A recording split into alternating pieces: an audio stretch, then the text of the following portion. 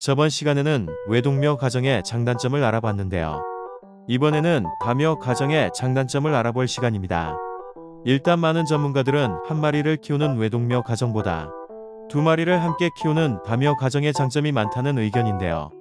지난 영상인 외동묘 가정의 장단점에서도 언급한 것처럼 야생 고양이가 아닌 사람과 함께 생활하는 집고양이의 경우 홀로 지내는 시간이 많고 활동량이 적기 때문에 오는 무료함으로 인해 문제행동이 심각할 수 있기 때문이죠.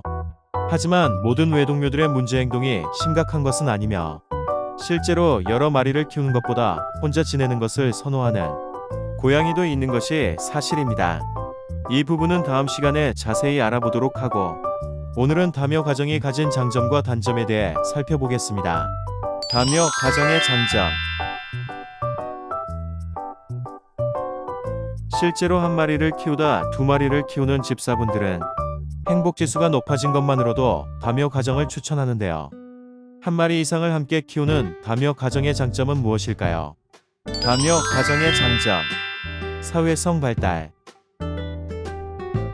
한 마리 이상을 함께 키우는 다묘 가정의 경우 사회성이 발달하고 이로 인해 문제행동이 줄어들게 되는데요.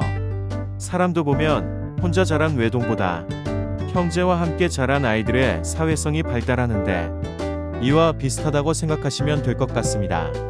오직 사람하고만 의사소통을 하는 외동묘와 달리 고양이와도 커뮤니케이션을 하는 다묘 가정의 고양이는 고양이와 사람의 차이점을 이해하고 행동하게 됩니다.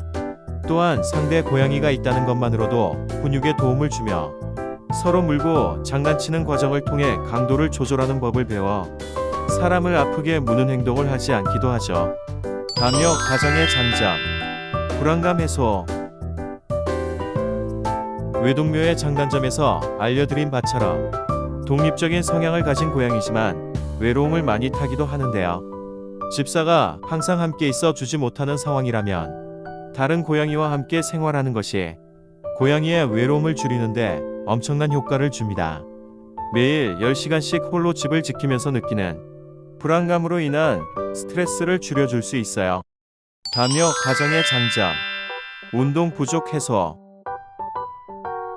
집사와의 활동이 전부인 외동묘의 경우 하루 1시간 이상 놀이를 하기 어려운데요. 다른 고양이와 함께 살 경우 함께 뛰어놀며 활동할 수 있어 자연스럽게 운동 부족을 해소할 수 있는데요. 특히 에너지가 넘치는 어린 고양이라면 무료함으로 인한 문제행동이 확실히 줄어들게 됩니다. 다묘 가정의 장점. 알로 그루밍. 고양이가 대부분의 시간을 그루밍에 쓴다는 것은 이미 잘 알고 계시죠. 하지만 스스로 그루밍할 수 없는 부위가 존재한다는 사실. 이럴 때 두 마리 이상 고양이가 함께 생활할 경우 서로 그루밍을 해주는 알로 그루밍으로 부족한 부분을 채워 자연스럽게 해결할 수 있어요. 다묘 가정의 장점만 보면 당장이라도 둘째를 입양하고 싶은 마음이실 텐데요. 장점이 있는 만큼 단점도 존재하니 단점까지 고려해 둘째 입양을 고려하는 것이 좋습니다. 그럼 다묘 가정의 단점을 살펴보겠습니다. 다묘 가정의 단점. 사람도 둘째가 태어나면 첫째가 질투를 하잖아요.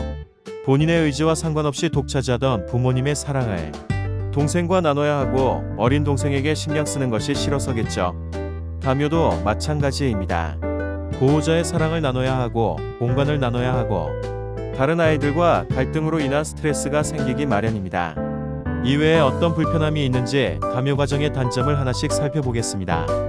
다묘 가정의 단점. 비용적 부담. 반려묘를 키우는 분들은 아시겠지만 생각보다 많은 비용이 드는데요. 따라서 한 마리씩 늘어갈 때마다 비용이 배로 든다는 사실을 간과할 수 없습니다. 고양이에게 기본적으로 필요한 사료와 화장실, 모래 등은 물론 병원비와 간식 심지어 장난감까지 다른 것을 사줘야 하기 때문에 비용이 부담된다는 단점이 있습니다. 다묘 가정의 단점. 돌봄의 부담. 고양이는 아이와 같아 밥과 물을 챙겨줘야 하고 화장실 청소, 발톱 관리 등 돌봄에 대해 신경을 써야 할 것이 많은데요. 이뿐 아니라 가장 시간이 많이 필요한 놀이 또한 부담될 수 있어요. 다묘 가정의 경우 고양이들끼리 활동하기도 하지만 아이들과 놀이를 전혀 안 해줄 수는 없는데요. 게다가 여러 마리 고양이와 놀아줄 경우 모두 함께 참여하면 좋겠지만 그렇지 않은 경우가 많아 가능하다면 분리해서 따로 놀아주는 것이 좋은데요. 따라서 비용뿐 아니라 돌봄 시간도 배로 든다는 사실을 알고 계셔야 합니다. 다묘 가정의 단점, 건강 이상 확인의 어려움. 많은 집사님들이 고양이 대소변으로 건강 이상 유무를 확인하실 텐데요. 여러 마리를 함께 키울 경우 누구의 변인지 바로 확인하기가 힘들 뿐더러 만약 외출 후 집에 돌아왔는데 구토를 해놨다면 어느 아이가 아픈지 확인하느라 치료 시간이 늦어질 수도 있어요. 이럴 땐 홈캠을 설치해서 최대한 빨리 확인하는 것이 필요합니다. 다묘 가정의 단점, 서열 갈등. 합사가 잘 돼 사이좋게 잘 지낸다면 좋겠지만 서열 갈등으로 인해 한 마리가 피해를 받을 수 있는데요. 대표적으로 화장실을 못 쓰게 방해한다거나 물을 마시지 못하게 하거나 밥을 뺏기도 합니다. 사실 다묘 가정의 다른 단점보다 행복한 다묘 가정을 꿈꾸고 둘째를 입양한 집사에게는 청천벽력한 일이 아닐 수 없는데요. 그래서 외동묘와 다묘의 장단점 외에도 둘째 입양 전 필수 고려사항인 행복한 다묘 가정을 위한 필수 조건, 둘째를 들이면 위험한 고양이, 둘째 고양이 선택 기준에 대해 별도 영상에서 자세히 다루도록 하겠습니다. 오늘 내용을 정리해보면 다묘 가정의 장점은 다른 고양이와 소통함으로써 사회성이 발달하고 함께 생활함으로써 우려함에서 오는 불안감과 운동 부족이 해결되며 알로 그루밍을 서로 해줄 수 있다는 것이고, 다묘 가정의 단점은 비용에 대한 부담과 관리, 놀이 등 돌봄에 대한 부담이 커진다는 것과 건강 이상 확인이 쉽지 않을 수 있고 갈등으로 인해 피해 고양이가 생길 수 있다는 것입니다. 오늘은 다묘 가정의 장단점을 알아보았는데요. 다음 시간에는 둘째를 들이면 위험한 고양이를 알아볼게요. 유익하게 보셨다면 구독과 좋아요를 꾹꾹 해주세요. 이상 양이 생각이었습니다.